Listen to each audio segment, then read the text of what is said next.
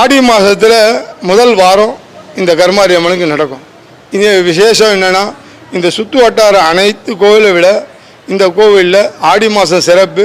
இந்த சுவாமி திருவீதி விழா வரும்போது தோளில் தூக்கிட்டு போவாங்க. அந்த அம்மன் தோளில் தூக்கிட்டு போகும்போது பிரம்மாண்டமாக இருக்கும்.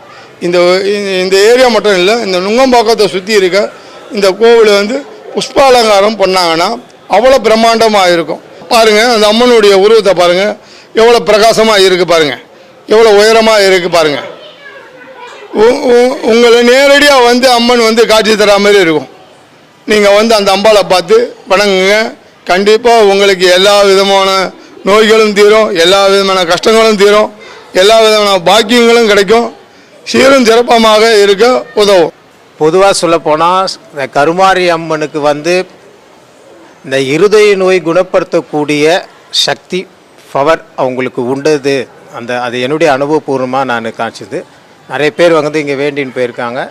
நோய் நொடி இதெல்லாம் குணமாகிறதுக்கு முக்கிய தலம்.